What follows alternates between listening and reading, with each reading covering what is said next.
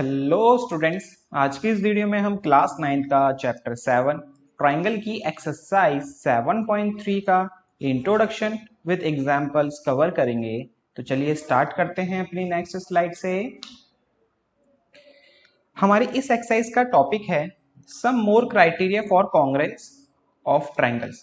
कुछ और क्राइटेरियाज हैं दो ट्राइंगल्स को कॉन्ग्रेंट करने के। हमने कुछ क्राइटेरिया पढ़ चुके हैं अपनी लास्ट एक्सरसाइज में, लाइक SAS, ASA, AAS, है ना।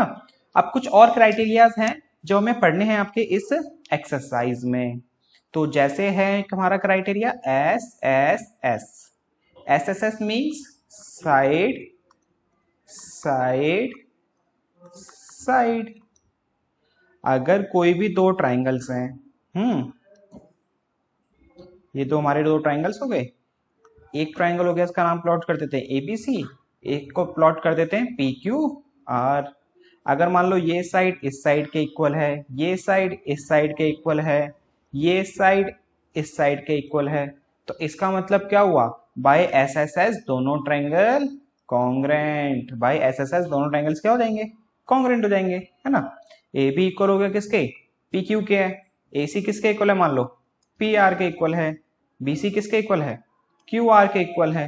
तो इसका मतलब इसकी ऑल कॉरस्पॉन्डिंग साइड्स क्या हैं? इक्वल है ना। तो इसका मतलब ये दोनों ट्राइंगल्स क्या हो जाएंगे? कॉन्ग्रेंट। ये होता है हमारा SSS कॉन्ग्रेंस रूल। एक रूल और होता है हमारा RHS। अब RHS क्या है यहाँ पे? Right angle, H for hypotenuse और S फॉर एनी साइड्स या अदर साइड्स। अब इसको समझने की कोशिश करो। जैसे मान लो एक ये ट्राइंगल है और एक ये ट्राइंगल है। तो देखो सबसे पहले क्या चेक करना है, राइट एंगल ट्राइंगल है या नहीं है। मींस एक एंगल 90 है या नहीं है। तो भाई ये देखो एक एंगल 90 है, तो उसके अंदर अब देखो, और बाकी दूसरी चीज क्या होनी चाहिए? हाइपोटेनियस। अब हाइपोटेनियस क्या होता है बेटा? जो 90 के सामने वाला होता है ना। 90 के सामने वाली साइड है ना, तो ये हाइपोटेनियस है। तो अब उसके बाद आपको ये देखनी है, उसका तक कोई भी देखनी है एनी साइड, मतलब चाहे ये वाली इक्वल हो, ठीक है, या ये वाली इक्वल हो, कोई सी भी एक पेयर, चाहे ये वाला हो चाहे ये वाला हो, तो वो फॉलो करता है बेटा RHS को। किसको फॉलो करता है? RHS को। दोबारा समझने की कोशिश करो कि देखो RHS फॉलो करने क्या होना चाहिए? एक तो वन एंगल 90 होना चाहिए, दोनों ट्राइंगल के वन एंगल क्या होने चाहिए? 90। दोनों ट्राइंगल के हाइपोटेनियस इक्वल होने चाहिए। मान लो ये 5 है तो ये भी 5 है। और कोई भी एक, चाहे बेस हो चाहे परपेंडिकुलर हो, कोई भी एक साइड होनी चाहिए इक्वल होनी चाहिए। लेकिन मान लो ये भी 3 है ये भी 3 है, तो ये फॉलो हो रहा है बेटा हमारा क्या है यहाँ पे? RHS। तो ऐसा होता है तो इसका मतलब ये दोनों ट्राइंगल कॉन्ग्रेंट होते हैं बाय RHS।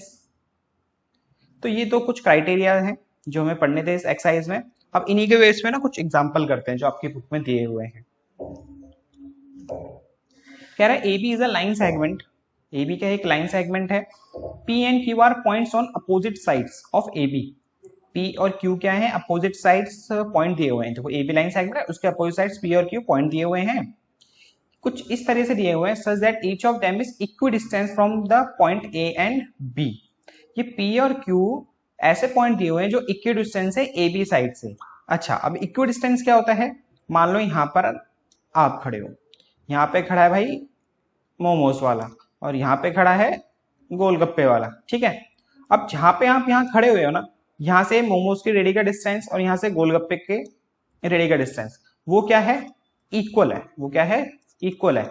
तो इस चीज को बोलते हैं कि भाई आप जो खड़े हुए हो ना, कहाँ खड़े हो? मोमोस और गोलगप्पे की रेडी के इक्वी डिस्टेंस पे खड़े हुए हो, ठीक है।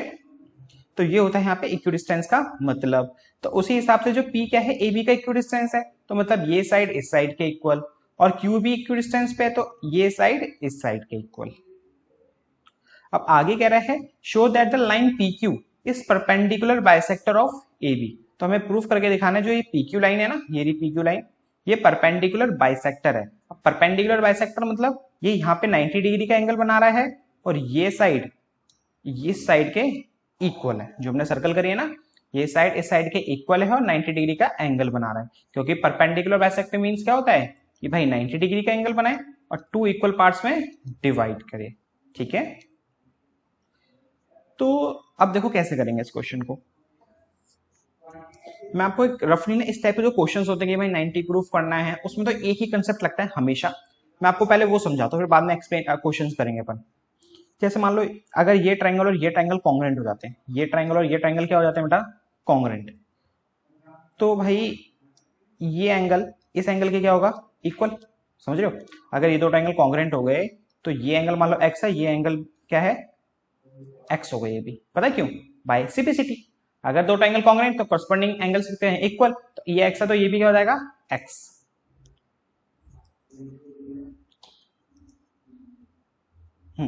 तो फिर पता है हम क्या करेंगे, अभी इन दोनों का सम x प्लस एक्स कितना होगा, 180 हो जाएगा। कितना हो जाएगा, 180। क्यों, क्योंकि भाई ये क्या है, स्ट्रेट लाइन, ये क्या हो गई, रे।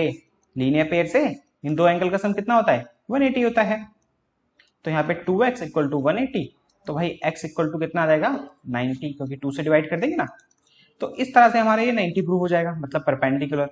और ये दो ट्रायंगल ऑब्वियसली बात है कॉन्ग्रेंट है, तो ये साइड इस साइड के इक्वल हो ही जाएगी।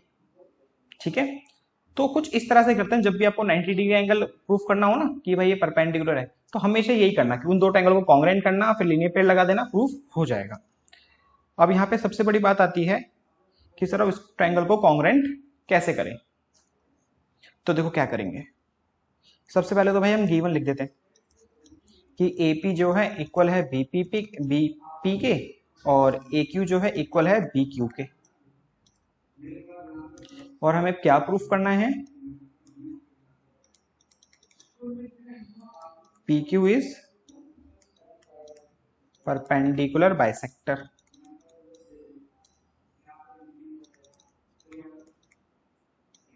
Of AB।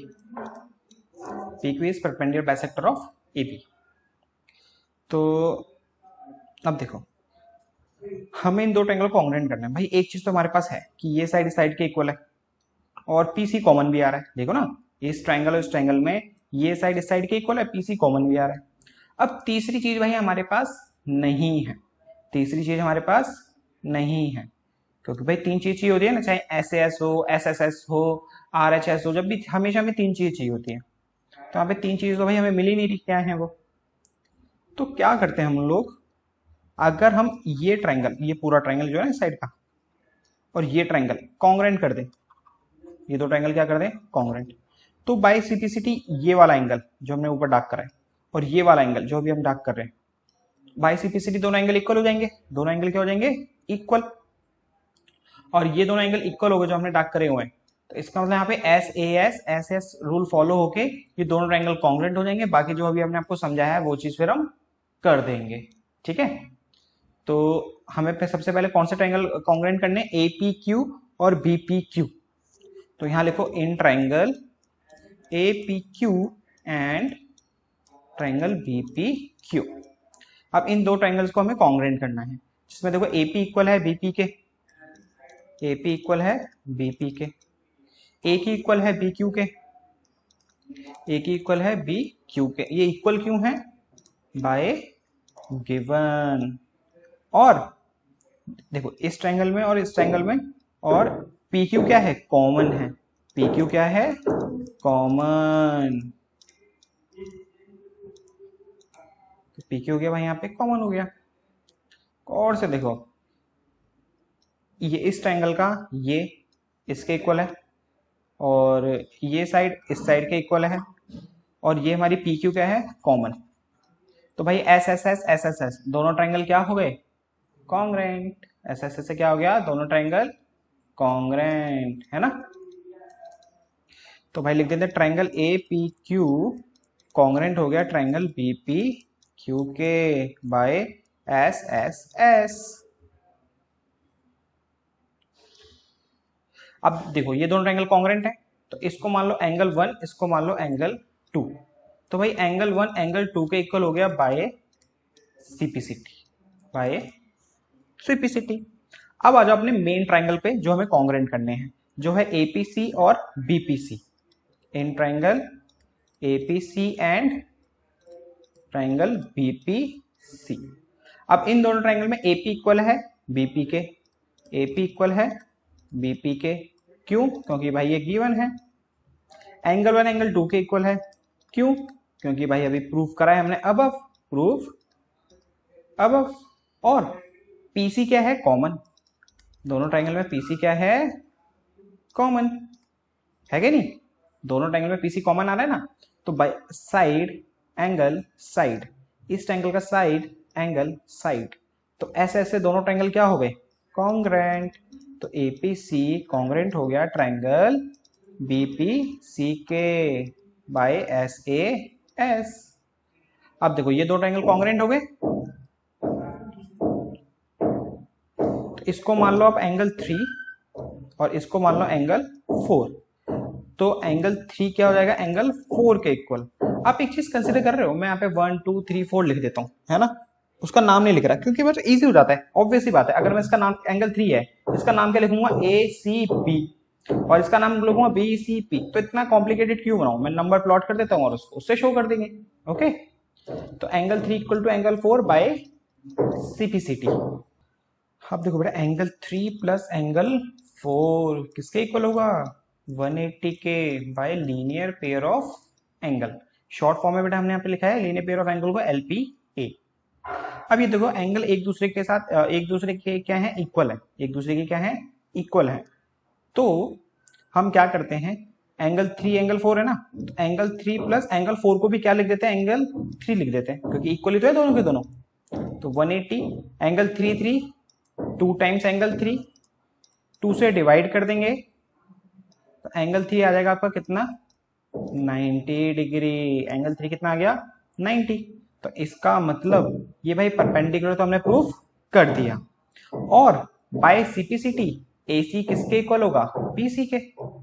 AC equal to BC by CPCT.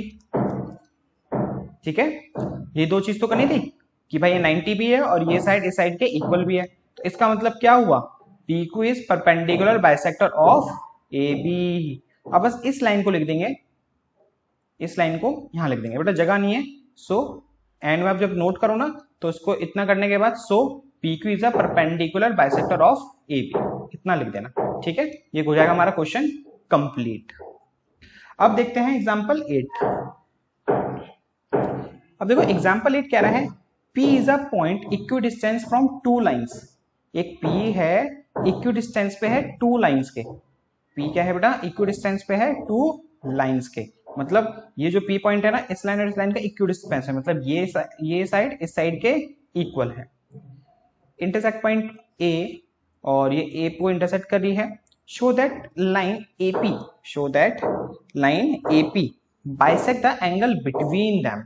तो हमें क्या शो करके दिखाना है कि भाई जो AP है ना, वो बाइसेक्ट कर रहा है एंगल A को। इस एंगल को क्या कर रहा है? बाइसेक्ट कर रहा है। मींस आपको ये एंगल और ये एंगल को क्या करना है? इक्वल प्रूफ करके दिखाना है बेसिकली। तो भाई अगर मैं ये ट्राइंगल और ये ट्राइंगल क्या कर दूं? कॉन्ग्रेंट। ये ट्राइंगल और ये ट्राइंगल क्या कर दूं? कॉन्ग्रेंट। तो बाय सीपीसीटी ये एंगल इस एंगल के क्या हो जाएगा? इक्वल, है ना। यही तो करना है हमें, तो भाई कर देते हैं। इन ट्राइंगल, कौन कौन से ट्राइंगल पे ऑपरेशन कर रहे हैं हम? APB, APB and APC, APC. अब इन दोनों ट्राइंगल्स में देखो पीबी इक्वल है पीसी के, पीबी इक्वल है पीसी के। क्यों? क्योंकि भाई हमें गिवन है। और ये एंगल 90 है, ये एंगल 90 है। अब चलो देखो इक्वी डिस्टेंस पे है भाई, मतलब डिस्टेंस ना एकदम सीधा होता है, टेढ़ा मेढ़ा ऐसे ऐसे नहीं जाता। अगर इक्वी डिस्टेंस की बात कर रहा है तो, और एकदम सीधा होगा तो ऑब्वियस ही बात है वो कितने डिग्री एंगल बनाएगा? 90 डिग्री का एंगल बनाएगा। तो ये एंगल बी और एंगल सी भी क्या है? 90 डिग्री है। और दोनों ट्राइंगल में एपी क्या है? कॉमन। दोनों ट्राइंगल में एपी क्या है? कॉमन है। तो देखो 90 आर हो गया हमारे पास RHS का, है ना, जब भी हमने पढ़ा था। आर मतलब राइट एंगल, 90 90 है दोनों ट्रायंगल, 90 के सामने वाला क्या होता है, हाइपोटेनियस। भाई दोनों ट्रायंगल का हाइपोटेनियस सेम ही है क्योंकि कॉमन है, और कोई भी एक अदर साइड, और ये साइड इस साइड के इक्वल है। तो इसका मतलब यहाँ पे फॉलो हो रहा है आपका आर एच एस। तो triangle A P B congruent हो गया ट्रायंगल ए पी सी के बाय आर एच एस, और ये दोनों ट्रायंगल कॉन्ग्रेंट हो गए, तो भाई ये एंगल इस एंगल के equal, B A P equal हो गया A C, sorry C A P के by C P C T. So अगर ये दोनों एंगल इक्वल हैं तो A P bisect angle A, hence proved. तो ये था स्टूडेंट्स आपके इस एक्सरसाइज का इंट्रोडक्शन विद एग्जांपल। अब मिलते हैं आपसे नेक्स्ट वीडियो में, वहां करेंगे हम इस एक्सरसाइज के क्वेश्चंस।